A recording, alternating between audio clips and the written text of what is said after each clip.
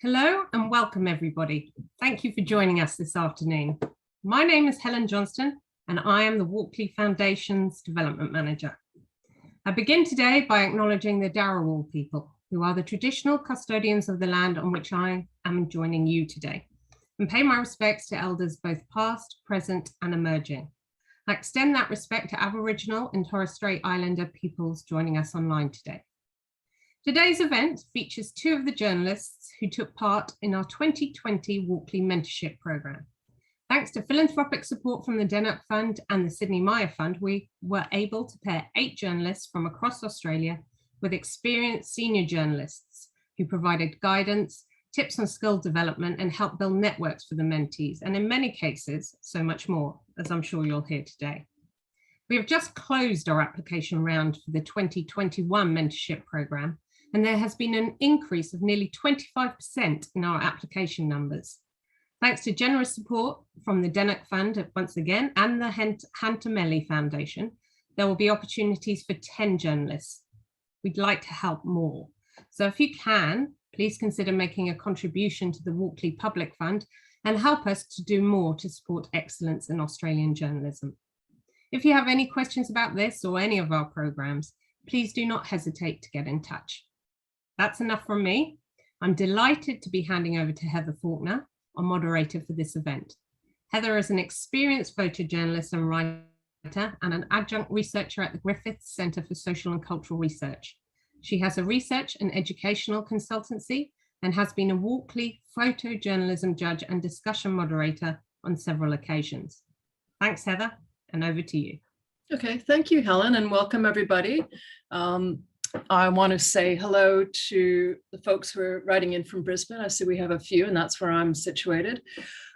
So I'll start off by letting everyone know that if you've got questions, we're looking at the questions coming in through the chat, and that's how we'll take questions. And myself and Marcus, who's behind the scenes, will be looking at the questions, and we'll have about 10 or 15 minutes after our talk to go through the questions if they haven't been answered already during our chat. So if you do have any questions, please do use the chat here in the Zoom application. So welcome, Nick, and welcome, Stephen. And I think the first thing I'm going to ask of you both is to let us know why photojournalism now. Let's start with Stephen. Why photojournalism now? And what do you think? What do you think of it as is it still an important element of journalism and storytelling? So over to you, Stephen.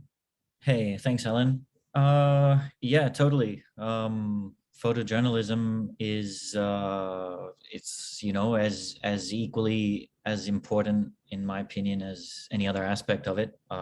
You know, when you are reading that news article or whatever, you know that what you're looking at, that picture there is a reflection of reality. It's documenting a moment that, you know, whatever you're reading about is. Especially now in this kind of like time where everyone has quick access to information, it's like we can get really high quality pictures fast from, like, you know, pretty much any corner of the globe now, that document anything that's happening, and we can see it in like high resolution and stuff like that. It's just a way that we can access information really quickly and things like that. Okay. More to the point, do you think it still has a place in journalism? Yeah, definitely. It's certainly dwindling, the financial support of it in the industry and everything like that. There's not too many photojournalists left who are responsible for creating all the pictures that you see in the news pretty much daily around the world. Is relegated to like a really small amount of people who are doing it.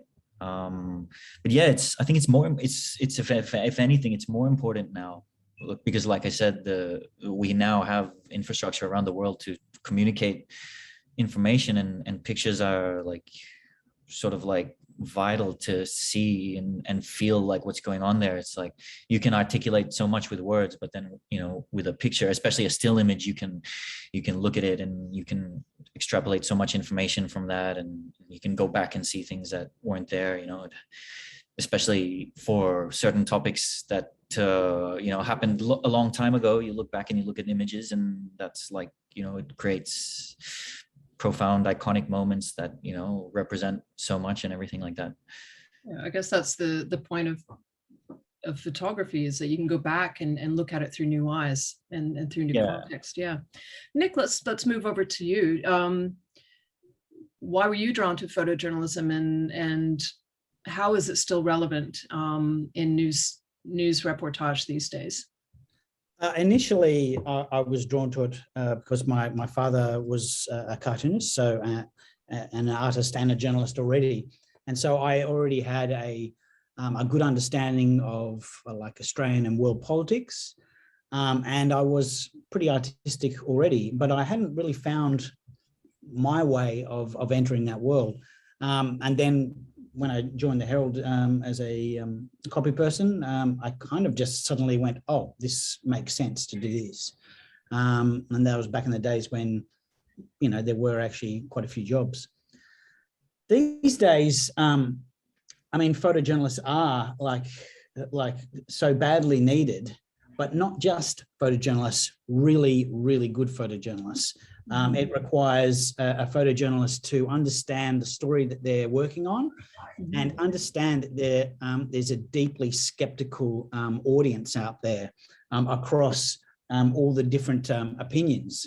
And so the images that you take, you need to be able to defend your particular angle and your those images and why you have taken them, not just because I happened to be there and that's what I saw. You need to be able to articulate why you chose that angle, why you chose to stand with the police during the protest, why you chose to stand with the protesters during a protest.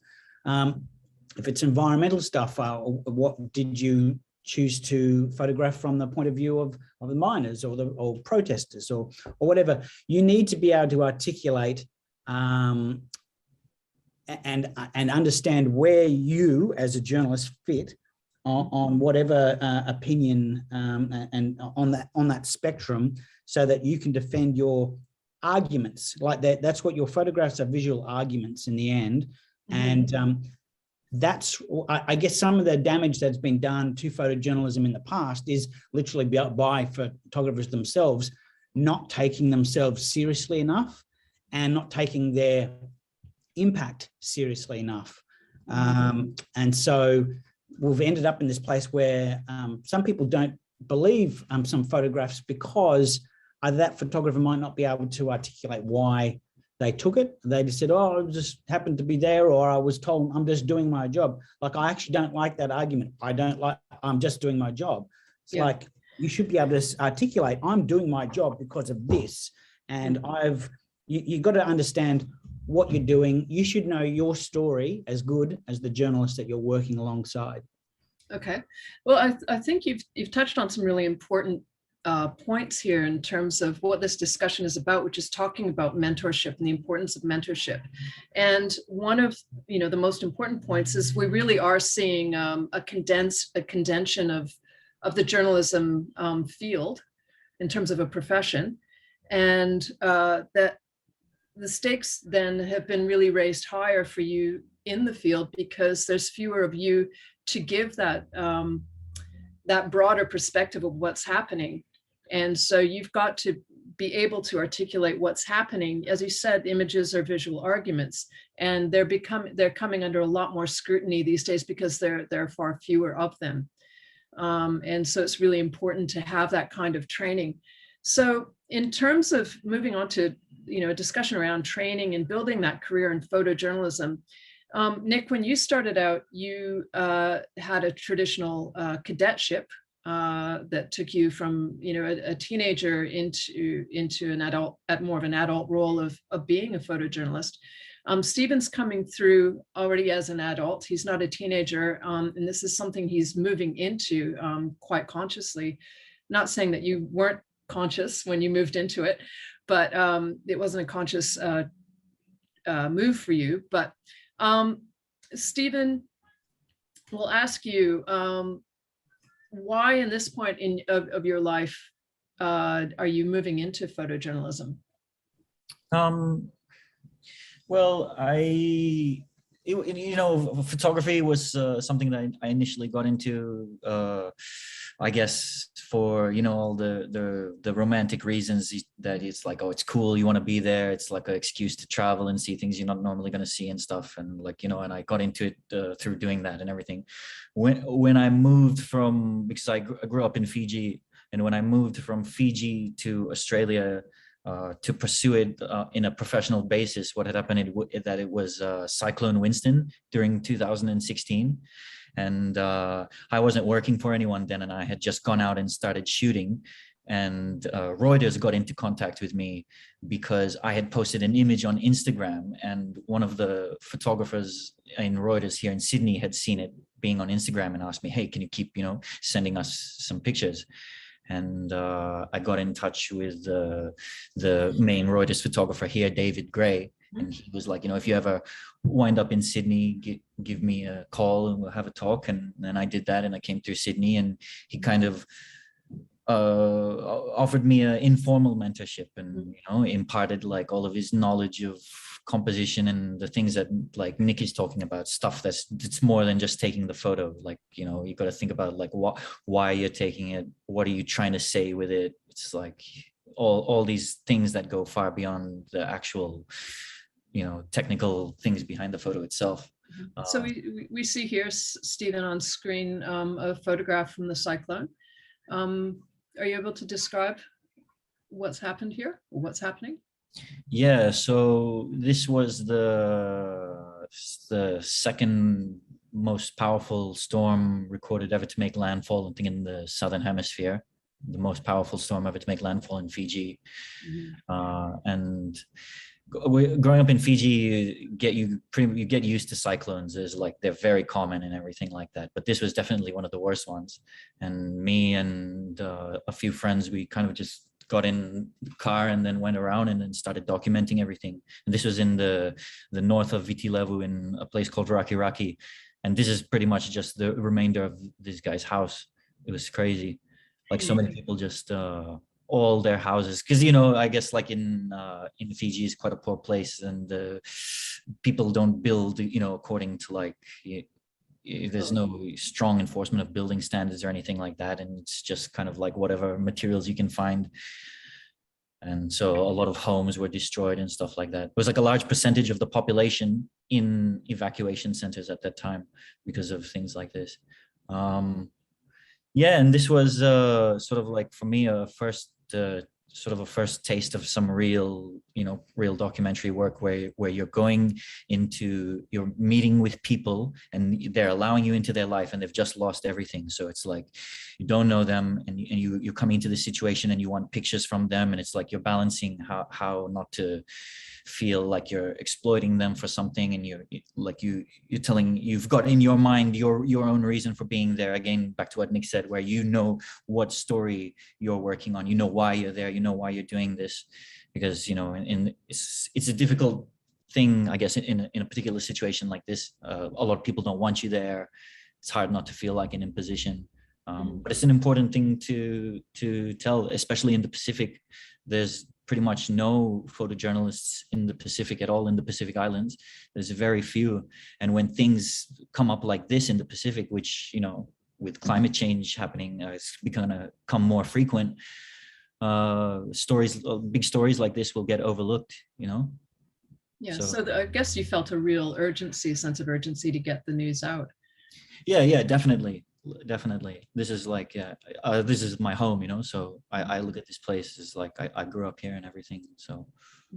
And it's not such an uncommon thing anymore for picture editors to look through Instagram when they're looking at remote places, say like Fiji, where they know they don't have a stringer or a freelancer set up, and look for someone who may possibly be able to tell the story from that angle. So you're quite fortunate for David Gray to pick that up. But did that sort of give you a taste of what photojournalism may have to offer for you then?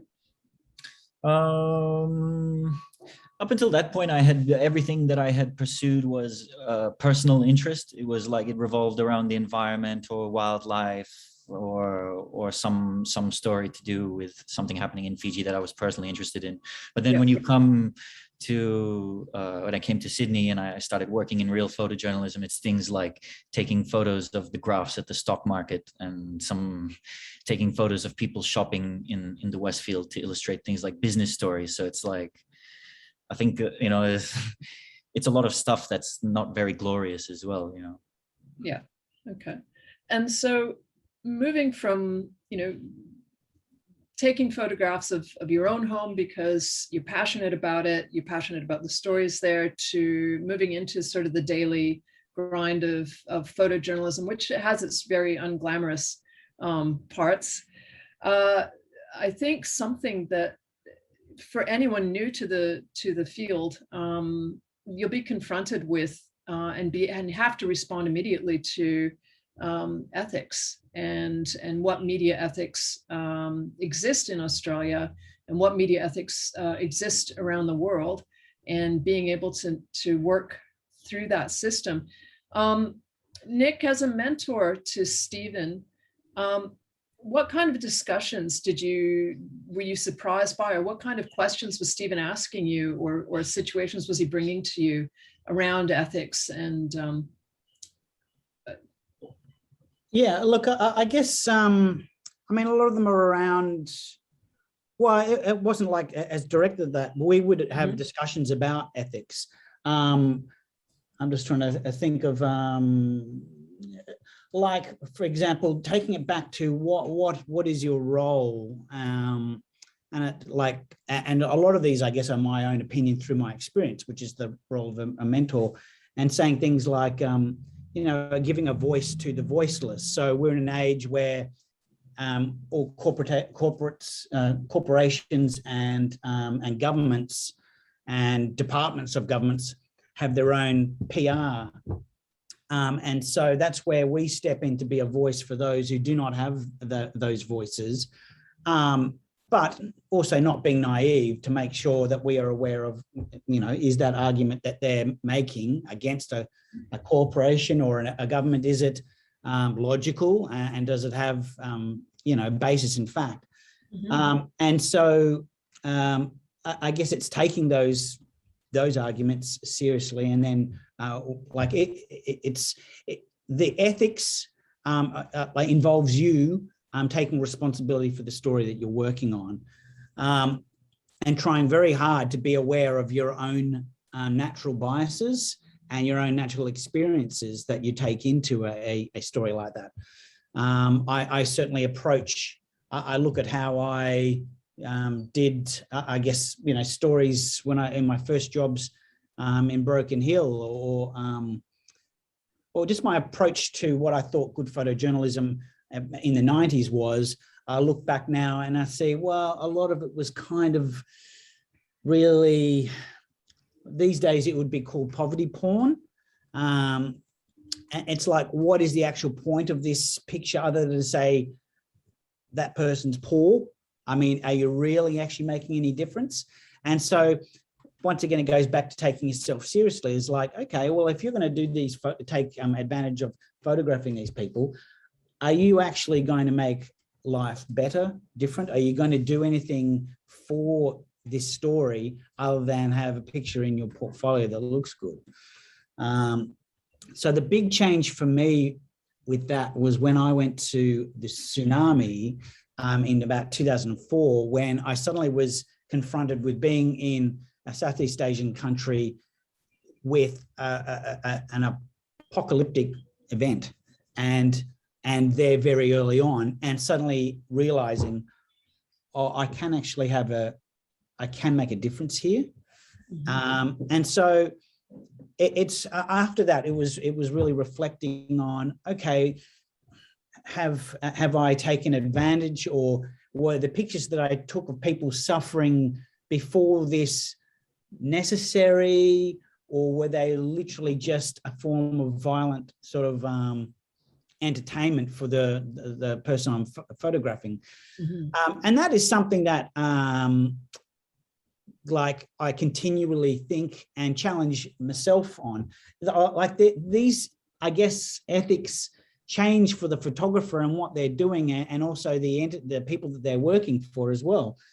But for my, and like I explained this to Stephen, is it's like, you've got to find, if you're going to be taking photographs of suffering and terrible events, you need to be clear in your own head that you're not doing this for yourself, that you're doing this to tell the story of what these people are going through, or it's if it's not necessarily going to help those particular people in the photograph, that it is going to have some broader impact.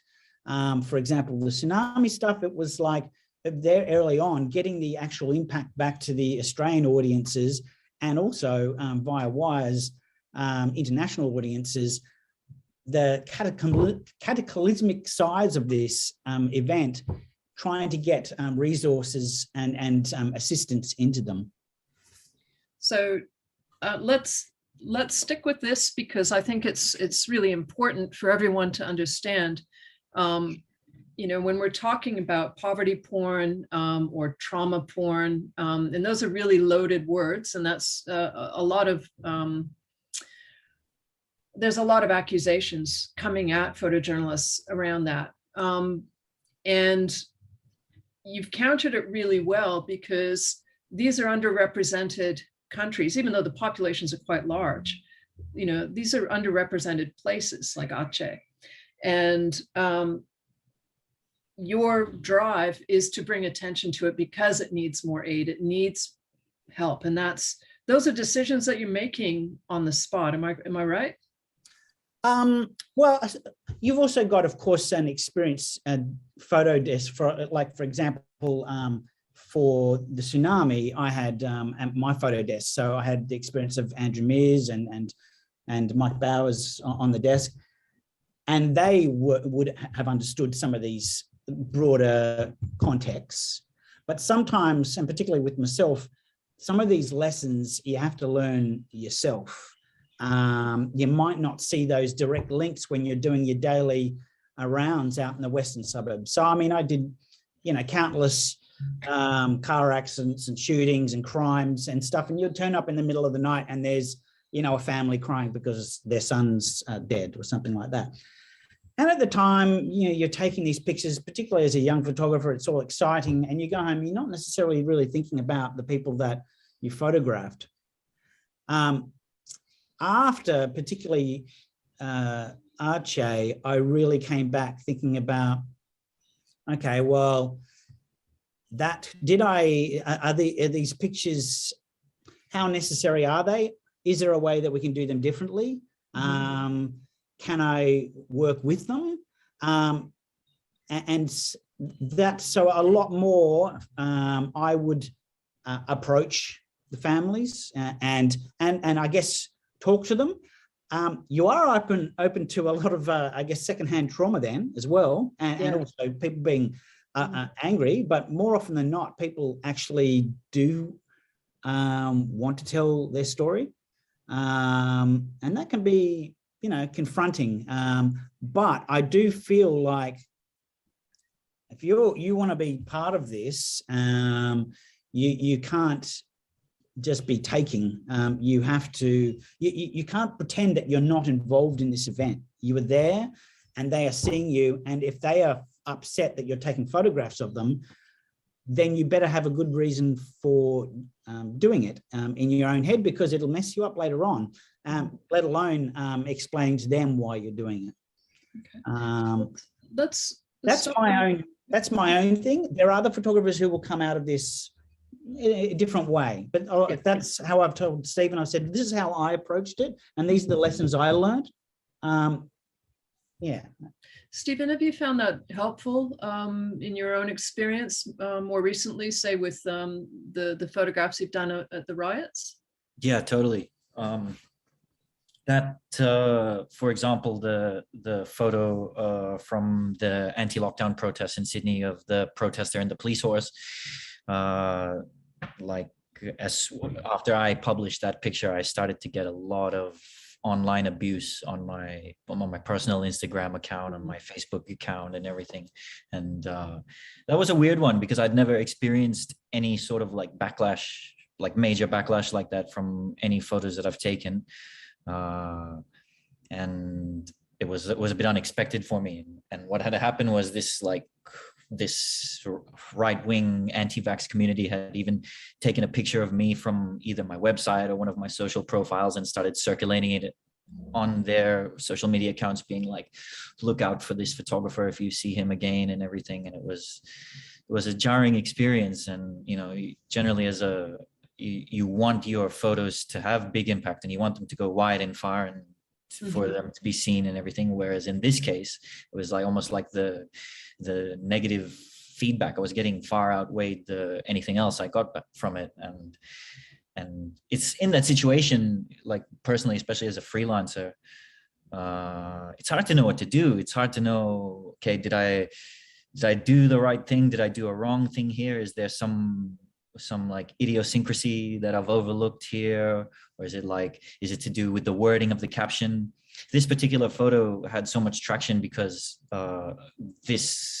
it seemingly looks like he's punching the horse, and you know there's video evidence that corroborates that, and there's people who say that didn't happen, and in this case, like as a photographer, it's my role just to be the objective observer here. It's not my role to accuse this guy of a crime, to publicly condemn him or something. And this is a conversation that I've had with Nick, talking about establishing what my role is here. And it was hard in the beginning not to feel like personally involved in this situation because of this like online abuse and like things like death threats as well. So it's like let me think about that. It's important to know, exactly like who you represent as a photographer. And in this case, there's a lot of anti-media sentiment amongst the protesters as well, because a lot of Australian media there's like a lot of political undertones in the media here, and there's a lot of finger pointing and things like that. And a lot of people feel victimized in the media, or various similar things like that. So it's important to know your role in this situation and why the people are angry. They're angry at me, but they're not necessarily angry at me personally, but at my role in this. You know what I mean? So I guess just going back to something that you said, you called yourself an objective observer, but I'm going to challenge that just a bit to say that there is no such thing as objectivity in journalism. We've come to that understanding. But as an observer, you still have a right to observe, to publish what you saw, and hopefully that will be corroborated or countered by other views. And then from there, we can draw a better picture of what actually happened. But my understanding from this particular photograph is your own hesitancy to make a judgment call on what was happening in the photograph. And that correlates to how photojournalists, specifically for agencies, should be writing captions, is to avoid judgment and any form of allegory. How did you write your caption? What was your caption? I was really lucky on this day because I was working with Saeed Khan from AFP. Yeah. And as I was covering the protest, I didn't write any captions. I'm sending them out. So on this particular day, Saeed Khan, who's a very experienced wire photographer, he wrote my captions for it, and he did exactly that. He wrote it with being as impartial as possible. Mm-hmm. And that's the how this photo went out with this caption. Mm-hmm. And I guess it's one of those ones where the visual impact of it kind of like speaks for it. Mm-hmm. So I just want to move. Can you share with us the caption, please? Yeah, sure. The caption that it went out with was a protester tries to push a police horse during an anti-vaccination rally, during an anti-lockdown rally in Sydney. So yeah, that was a caption that it went out with. Okay, so that brings up an interesting point about how seriously photojournalism is taken, because that caption, there's a legal contract between the purchaser of that image and the company that owns the copyright of it to be truthful in telling the story around it. So they should be using the context, at least, of the caption. But has that happened? I think when this photo went out, it was shared around on social media, and it circulated in so many places where that it doesn't go with that caption together. That caption is separated from it.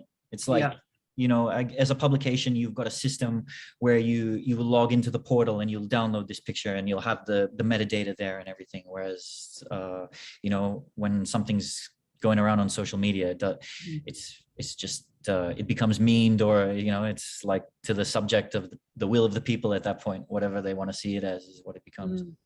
And that's very disconcerting. How did you handle the backlash, and how did it affect you personally?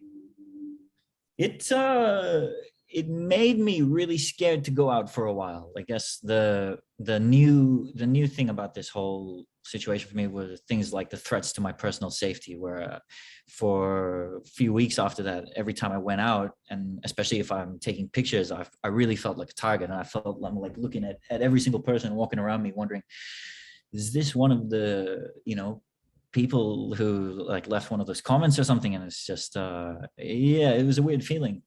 And through the Walkley Foundation, you know, with the help of Nick and everything, like I reached out and they connected me with the Dart Center, with Kate McMahon from the Dart Center, and she's experienced in dealing with journalists who have experienced psychological trauma and stuff like that. And like, you know, it's an invaluable resource for me to like talk through that and to work out how to deal with that.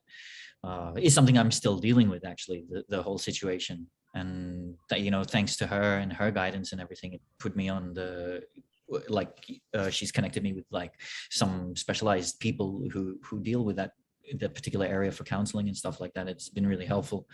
It's hard to know, again, as a freelancer, where do I look for this help? Who do I go to for help? How do I even know what help to ask for in this situation? So, yeah.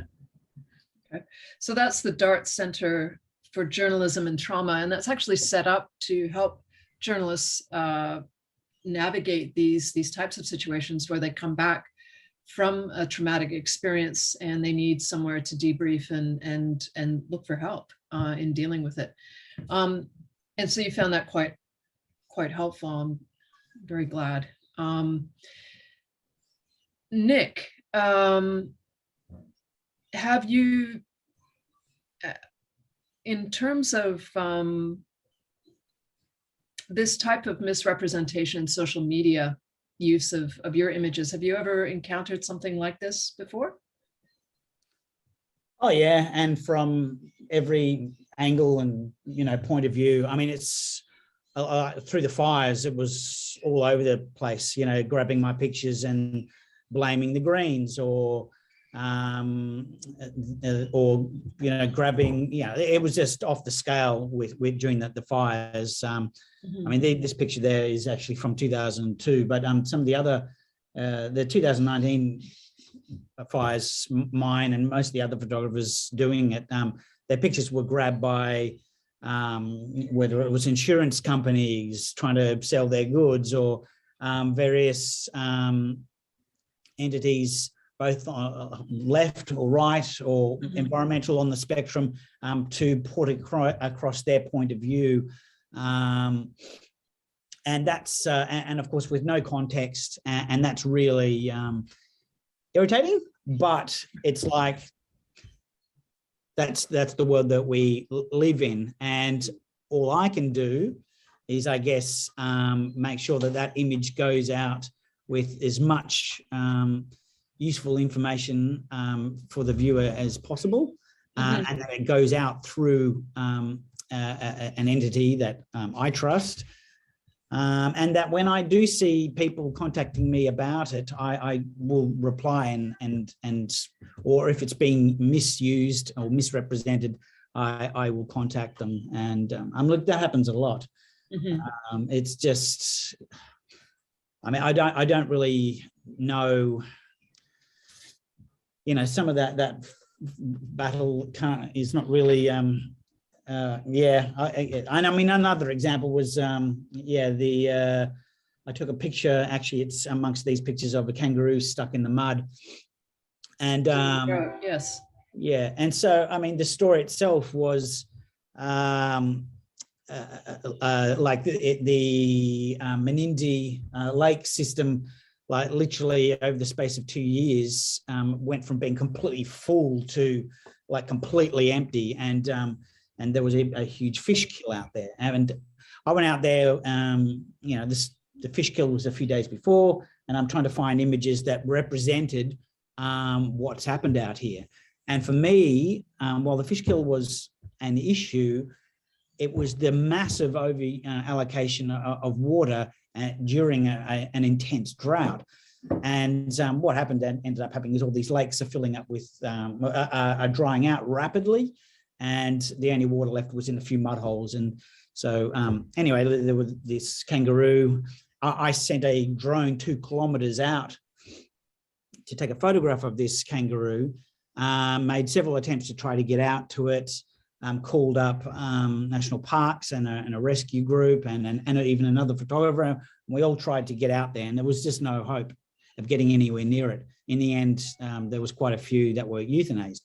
But I copped a huge amount of abuse on Instagram, mainly from people that just could not be bothered to read I mean, it actually shows the power of photography is a lot of these people were so impacted by the actual image itself and its power that they couldn't be bothered to read the caption itself, which explained everything that was going on. They actually decided their own argument in their head. They saw the picture, it fit into their own bias or whatever they wanted to think. And that's very hard to stop and think, and you don't want to start self-censoring, but you do need to think about, be aware of these things when you go to a protest, and be aware of how your images could be misrepresented.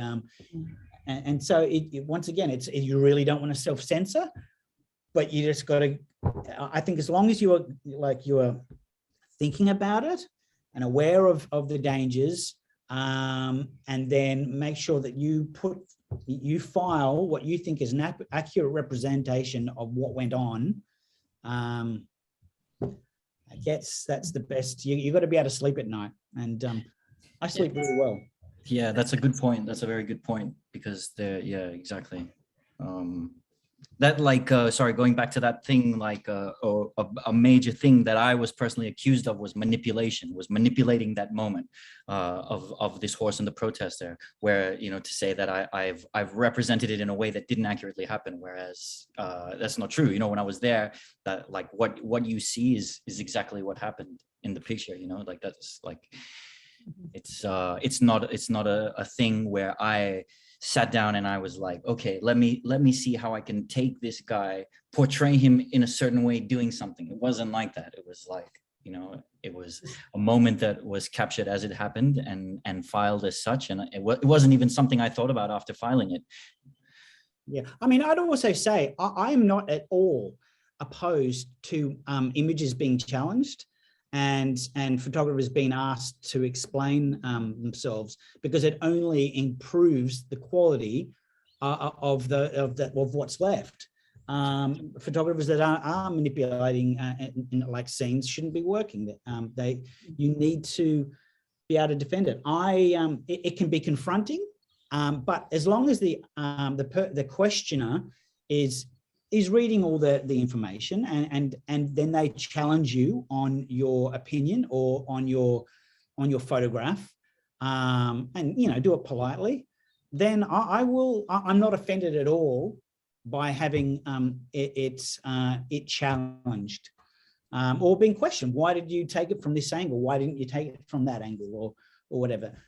It can be irritating, but just like a journalist, as in a writing journalist, you've got to be able to say, I have, 2 or 3 sources and they all confirm this and that and that. Photographer needs to own their images and not leave the responsibility to someone further up the chain. Yeah, that's a good Thanks. point. Thank you both. I'm just conscious of the time here, and I wanted to remind everyone that this is being recorded. So we will get an opportunity to go through most of the questions that are happening in the chat. But I just want to jump now to the opportunity to participate in the mentorship program and what it's meant to you, Steven. And then we'll move to Nick. Yeah, sure. I joined it at a time where I was working for AAP and I had been made redundant, and due to the, as I was saying before, the instability of the industry, it's just like a wave you got to ride. Mm-hmm. And I found myself without any form of guidance. I had no, like, I did in like, for so many things, like where do I look for work? What stories could I do that are relevant? Or, even down to taking photos. It's just like I've been always so used to working around people who I can go to for their information and access their information. And I've been lucky enough to have those people. And I found myself in a time where I didn't have that. And then I saw this mentorship program and I was thinking, hey, this is like an official one of those things, and the support that I've gotten from Nick is just, it's been invaluable. Like I go to him for so many of these like little moral and ethical dilemmas, and it's like, it's not, there's something like this. There's not, a year is not enough for you to learn everything that you can that there is to learn about this, and something like this is like, I've got a lifelong mentor in Nick now, so I'm not too worried. I think Nick's comfortable with that. Nick, why did you choose to participate as a mentor in this program? Oh, well, I mean, apart from, it's like, what's the point in life in like not passing on all the, your knowledge and experience? I mean, it's lovely. It's really nice just to be able to pass on and have it taken seriously. Doesn't actually have to be like, I tell Steven, you don't have to do what I say or what I do. I just ask that you listen to what happened to me, or this is how I do it, and then you make a judgment call on that. But it's really great to have some of these lessons to pass them on to. But also being around, and this can be difficult in these age, being around competitive, and I mean as in enthusiastic and a friendly, aggressive competitiveness only makes me better. Knowing that I've got I'm like, I've been at a number of stories where Steven is, and I know he's a good photographer, and I've got to be on the top of my game to make sure that I continue to get better pictures than him. But that's the same with like I've got like most of the photographers that I in Sydney that I compete with, I'm really good friends with. I mean, I really enjoy competing against them, and sometimes they get better pictures than me, and I take that as, okay, well, how did they do that? Why? What's the lesson that I learned from that? So like I enjoy having other photographers around, not only to give lessons to, but I mean, I learned stuff from Steven. He's got a really interesting story. And also, I mean, he's going to go and do interesting stuff, like it comes both ways, like I may be in a position where, I've got need help or contacts in something in a field of study that he knows more about. And, I can turn to him. I mean, I'm not 70, it's like, it's not all over, hopefully. So, but yeah, I mean, it's just great to have, be able to pass on these lessons too, because there's just not a lot of photographers left. Sorry to butt in there, but yeah, like what you're saying there is that it's such a small industry that you know everyone knows everyone, but like on top of that, there's also, you know, there's a lot of competition. There's like people, it's so small that people don't like to see like new people coming onto the scene and taking, you know, the few remaining opportunities there are left. You know, it's like it's one of those things. So, you know, there's a lot of like professional jealousy involved, and there's some tall poppy syndrome too. So it's like, you know, this whole thing is the message that it puts forth is that it's really good to share knowledge, and it's good to help each other, and like by, you know, helping and sharing your knowledge with other photographers rather than trying to, like, you know, block them in whatever way by, you know, withholding information from them. It's like you yourself will become a better photographer, and the person you help will become a better photographer, and photography as a whole will improve. You know, the quality, everyone's quality will improve. And yeah, that's a great way to wrap this up. Just lastly, so you both recommend, obviously, mentorship. I know that this year's mentorship entries have closed last week, but for the future, how should future applicants prepare for mentorships if they wanted to find a mentorship in photojournalism? What kind of a process or folio or approach should they take? What worked for you, Stephen? Let's start with Nick first, though. Yeah, bribes. Yeah. I see you're eating ice cream earlier, so. Look, really, you know, when I'm looking at young photographers, I'm not overly concerned about necessarily technical skills. For me, it's interest in the story and commitment to it.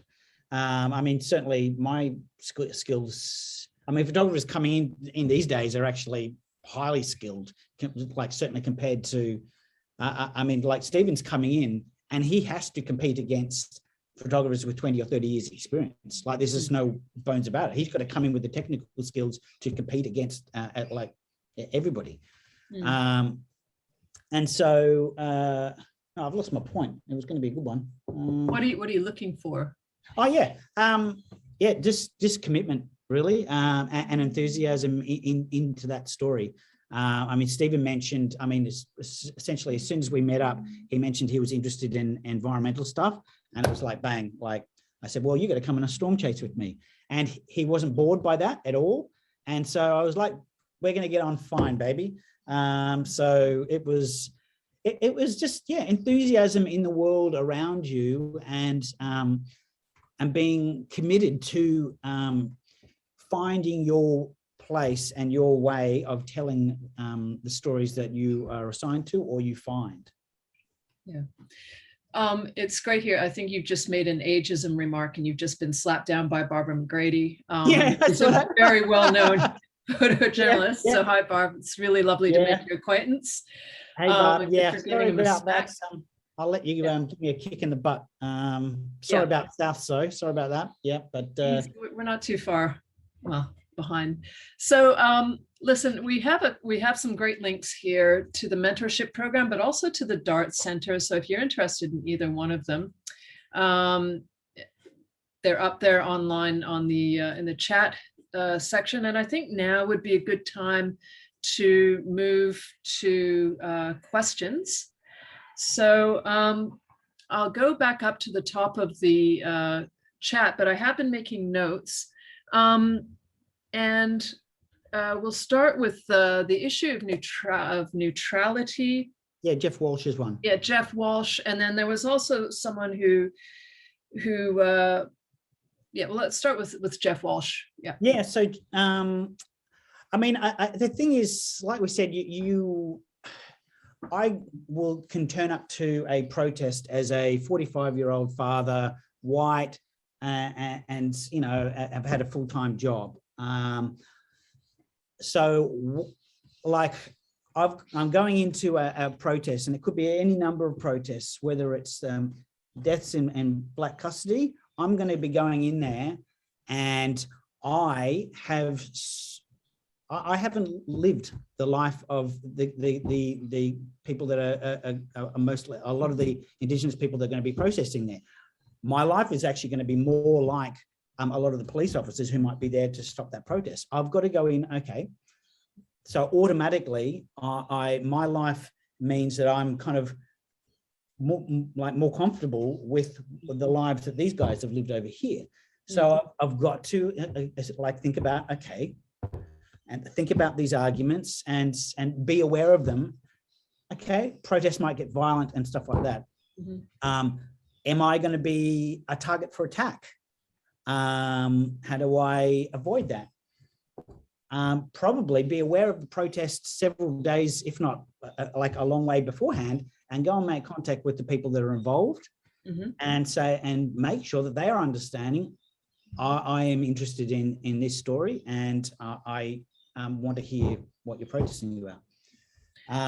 And then when I turn up to the protest, I'm far more knowledgeable of what I am going to be photographing. So it's not just people getting in fights with cops. I can make some more intelligent and maybe even beautiful pictures. So it's about being conscious about your own internal biases and always confronting them, I suppose. Yeah, and confronting them, and then having that argument. It's like, well, for example, it was quite tricky doing some of these the anti-lockdown protests, because, well, I'm no fan of our government, federal or state, but I'm a firm believer in vaccine sciences. But the protesters in Sydney were not a cohesive group. And a lot of them were just people who have had their lives taken away from them by lockdowns, and they can't pay their bills. They're losing their businesses. They're really angry, and they're normally not at all political. And for me, it's like, okay, by the health rules, they're doing the wrong thing here, but they have a very viable argument, and they have every reason to be frustrated and angry. They might not necessarily, their frustration at police who are doing their job. It's a really complex argument. And so going into that, photographing all the events, the thing is, it's just so chaotic. A lot of it comes into when you're editing and making sure that you are sending through pictures of, okay, most of this protest was not violent. Most of this protest was actually breaking the law. However, it wasn't violent. And so it's just trying to make sure that the story that you send across is what you felt was what was happening at the time. Surely, I'm sure there's a lot of frustration, as Alexandra Gonzalez Mendoza from the Gold Coast says, how you can withhold the reputation of photojournalism or even just your photographs when the context of it or the meaning of it is misconstrued on social media. Are there any, is there any light on that from your own news organizations and how to confront that, other than you guys chasing them up personally and saying, hey, you're misrepresenting my work? Well, I guess the way you do it, you can't do it on necessarily an individual basis. You do it by, I guess, helping your organization and other photographers brick by brick, improve their ethics, their standards, their professionality, and their knowledge of the stories that they're on. And that's really hard. Particularly, a lot of the journalists aren't getting out onto the streets today. It's all being done in the office. So you guys are actually the eyes on the street. So the people who are out there with the cameras aren't always now accompanied by a journalist, by a text journalist. You're the photojournalist. And a lot of what you're seeing is being relayed. So you're playing two roles in that sense, aren't you? Yeah, look, it's the thing was, it's a bit more, see, photojournalism in the US is taken more seriously, and most of the photographers photojournalists are university educated and will go through a process of like really thoughtful consideration of the stories that they are on.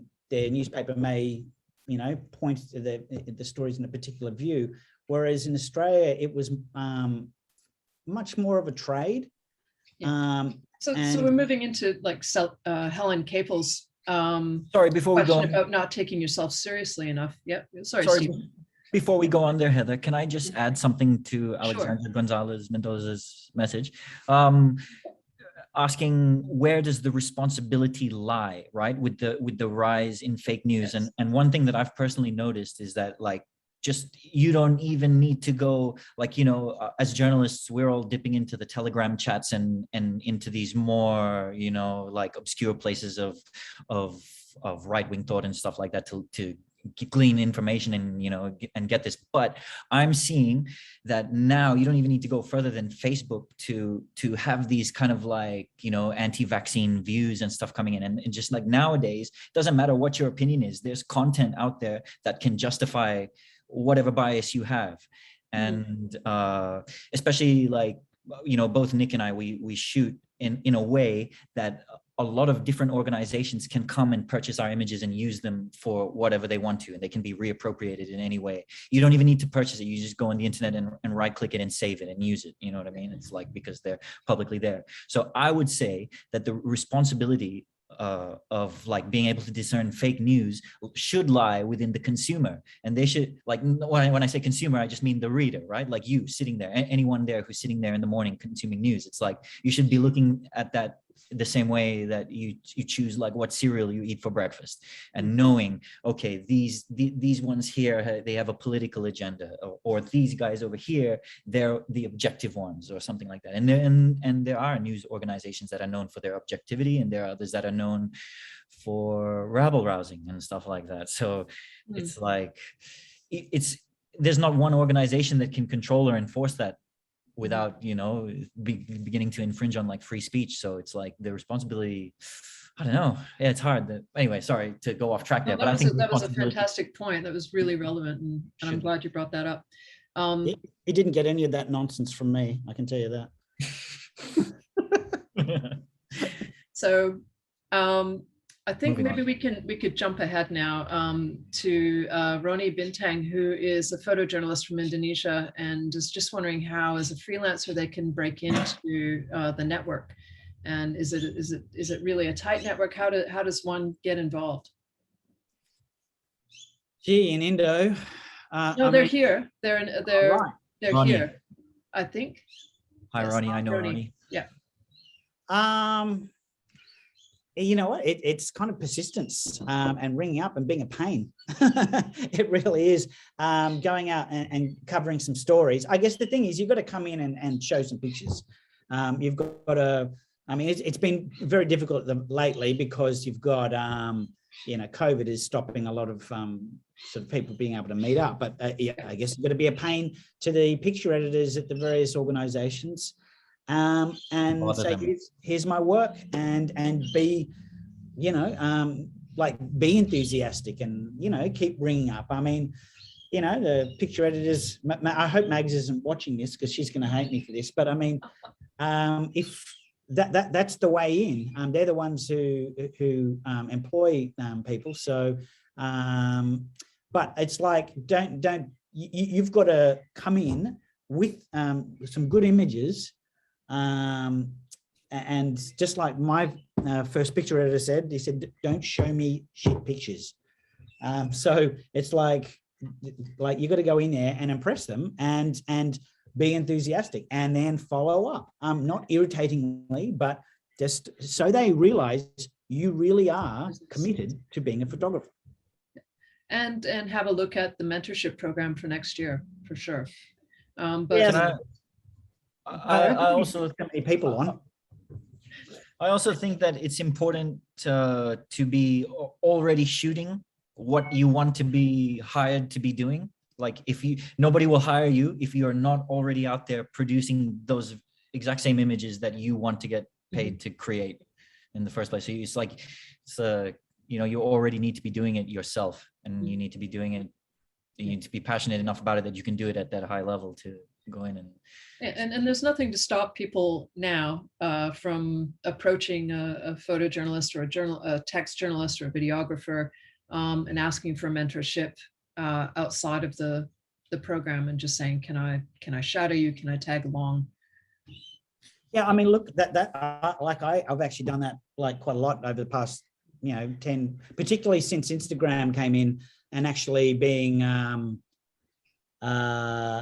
made aware of just how much talent there actually is out there, who have not actually been blessed with the opportunity to work at a newspaper or a wire service or a magazine. I've been, worked alongside and worked with and mentored and met up and had coffees and given advice to, probably 50 photographers in that time. And it's all good for me. I have met some really good friends that way. Yep. Okay.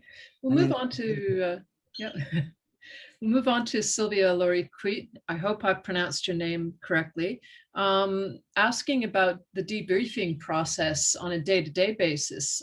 So you may not have the big assignment, say when you went to Aceh, but there are, on the day-to-day basis, there's always, inevitably there is something traumatic or something triggering.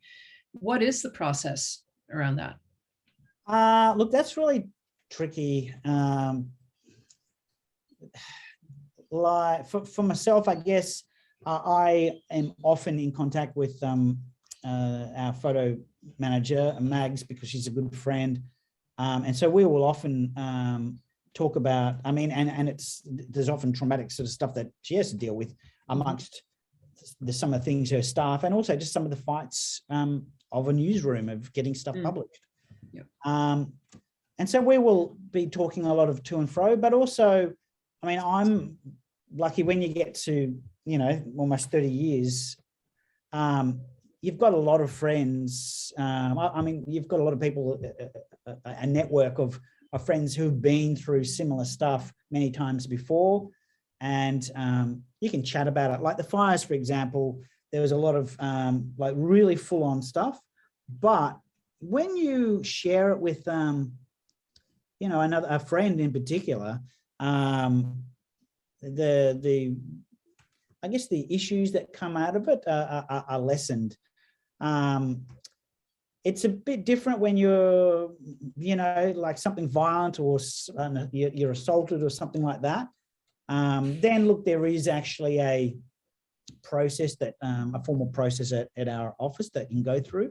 A lot more difficult for freelancers. But like in the end, I think it's complex, and it depends on sort of like the situation that you face. I think Nick and I had this conversation before where it's like our experience covering a lot of things right now in Sydney during coronavirus has been quite abusive and confronting situations with people who, for example, if you're shooting a testing clinic or something like that, understandably, a lot of people don't want to have their photo taken with a swab up their nose or something like that, but that's a really important part of documentary now in this time. And like I personally have been approached by so many angry people who, it's like you need to diffuse the situation. And I don't know, me, when I come home, it's like I'm on edge. I'm still in a state of defense, and my particular background probably contributes to how I deal with that. And I know that I need probably to seek some professional counseling more than I already am now about how to deal with that better and how to diffuse that better. And also, like what Nick said, that a lot of photographers are going through the same thing, and I spoke to Brooke Mitchell, who is a friend and a photographer, and he told me after he shoots a protest, he feels quite irritable for like a few days after that, for example, and being there and experiencing that, and like I can totally relate to that. And I don't know, it's not such a simple answer, and I guess it all depends on what particular way that you're dealing with things. It's been a weird time now during coronavirus. It's been quite a lot of hostility towards the media from the general public. So it's like, there's been that.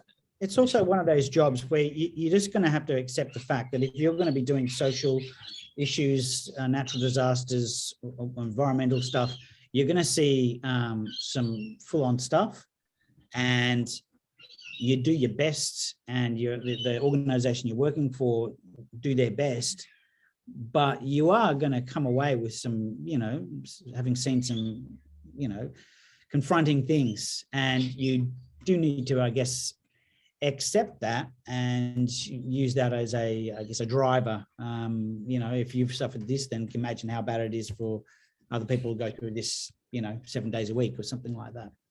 But I think it's also really important to have a group around you, to have your own collective of friends who have had similar experiences to debrief with. And that's where being friends with other photographers rather than, Real people. Being super competitive with them all the time, but dropping that facade and being able to sit down with them afterwards and really have a debrief is really important. So fostering that mateship with people is really important. Yeah, totally. That's an important point. I have a close group of core friends who they're not in journalism, but they're like my a group of lifelong friends and they've been with me in a lot of these situations as well, to back me up and to help me out whenever I've gone out on my own assignment or something like that. And like something like that's very important, to have that group that you can just let it all out to. Yeah. Yeah, I mean, I guess I think it's as far as the friendship stuff, it's okay to be jealous or envious of your friend's work, but just in a friendly way. You can go, wow, that you can enjoy it and go, I wish I'd have taken that, but I decided to do this instead. And go, okay, my lesson is to do this. Enjoy your friends' successes, and they'll enjoy yours. But yeah, when you look at somebody else's work and go, wow, I wish I had have done that, or that's a really great work, I think their images are better than mine. It's realizing that you can still grow, and it's a positive thing. Just conscious of the time, how are we doing, Marcus? Do you guys have a few more minutes? There's just a couple more. Yeah, I've got more time. Okay, great. So Raj Suri writes, good insight, good points from Nick on poverty porn in the 90s, but why do we still mainly see photos of poverty from third world in the media today? Is that something you can both address? I mean, there's also realities of, let's say, for example, COVID in outbreaks in places like India and stuff like that. There's just no getting away that the massive amounts of poverty and access to healthcare in a place like India is a part of an important story for that country. I think you see the actual, particularly the wire services, they hire local photographers in particular. And so a lot of the stuff, there's plenty of stuff that comes out of Afghanistan, and it is local, local photographers in a lot of the hotspots. So they are taking pictures that's not poverty porn. That's a local showing impactful images of what's going on. That's where it's is the viewer, I guess, internalizing some of the deeper context of that image with it, though. And that there is the other thing is, and that's the problem in the whole thing, is the actual reader of the images. Is how much are they thinking about the pictures? And also, I think it's who their audience is, who they're working for. Because if you're working for Reuters, AFP, or AP, yours, I would assume you're photographing for a Western audience. And so there is a specific lens that you're using. So I think I'm going to argue with you, Nick, just that there is a bias. In those images. And I think Raj has a really good point. We don't see, and day to day, Raj says, isn't it also important to show the full arc of the story when that same story becomes a good story? That's absolutely right. I guess that problem is there, though, is that like the magazines where you get photo essays have really died. And so newspapers are just not that beast. They're a single image thing usually. It's rare that you see a photo essay being displayed in print. Online maybe a bit more. And so it's like, well, where are you going to access these photo essays? It's like there's really limited space. And I got no idea. Like I've seen a little bit of the Indian media. I think we're talking about global politics and bias within global news media still. That it's definitely majority world centric and not, or sorry, it's minority world as in the minority, which is all the money, and not the majority, which doesn't have all the money. That would be where it would be good to have somebody like David Gray, who's worked around Asia or whatever, and give him a bit of a kicking. Can I, like, I've personally noticed that, like, at least with the wire agencies and stuff, I don't think that they're solely focused to a Western audience, because, like, if you read the Fiji Times, you have Reuters in the Fiji Times, like, every day. And like my experience is more limited to the Pacific, but the only time any of these companies ever would come up with a budget to pay for some work in like these third world countries, like, around the Pacific and stuff, is only when there's been like a huge disaster, like a cyclone or something like that. And there's so many stories, interesting, colorful stories that you could shoot in all these countries that, like, that will never show poverty at all, that will show like the richness of the culture and everything like that. But it's just that there's not many organizations out there who pay for that. I don't know, is it a supply? Is it that not many people are interested in reading about it, but is that because they don't know about it? I think we're touching on a great point that maybe we could host another webinar on, which is about Western media versus the world. I guess and talking about what we call central nations versus, So look, I want to thank you both for your time, and I think we're going to have to wrap up now. But I just want to remind people that our mentorships will be open again next year. And for now, I'd like to thank everyone for participating. Thank you for your wonderful questions, and stay in touch through MEAA. Thank you, Nick, and thank you, Stephen. Thanks, Heather. Thanks, Nick. Thanks everyone. See ya. Okay, be well.